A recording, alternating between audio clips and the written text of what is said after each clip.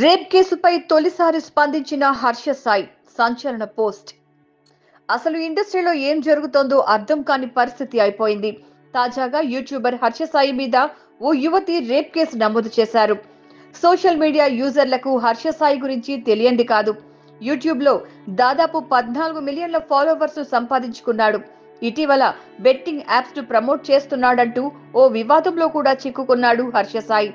ఆ విషయం మరొక ముందే ఇప్పుడు ఇంకొకటి మొదలైంది. ఈ క్రమంలో మొదటిసారి హర్ష సాయి ఈ వివాదంపై స్పందించాడు. పెళ్లి పేరుతో 2 కోట్ల వరకు వసూలు చేసి తనని మోసం చేశాడంటూ ఓ యువతి హర్ష సాయిపై నార్సింగి పోలీస్ స్టేషన్ లో కంప్లైంట్ ఇచ్చింది.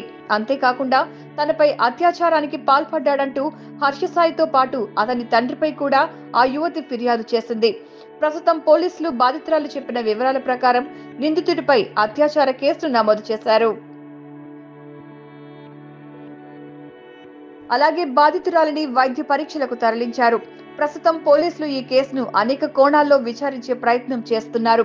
ఈ క్రమంలో హర్ష సాయి పరారీలో ఉన్నట్లు కూడా పలు కథనాలు వినిపించాయి. అయితే ఈ వివాదం మొదలైన తరువాత మొదటిసారి హర్ష సాయి ఈ విషయంపై స్పందించాడు.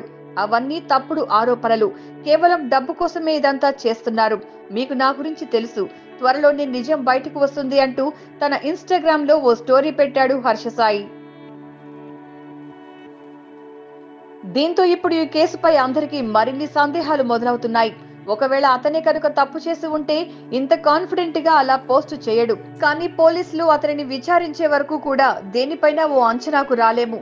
ఆ బాధిత యువతి ఇచ్చిన కంప్లైంట్ లో హర్ష సాయి ఆమెపై పలుమార్లు లైంగిక దాడికి పాల్పడ్డాడని, ఈ క్రమంలోనే తన న్యూడ్ ఫోటోలు, వీడియోలు తీసి బెదిరిస్తున్నట్లుగా పేర్కొంది. దీనితో ఈ కేసు పోలీసులకు మరింత క్లిష్టంగా మారింది.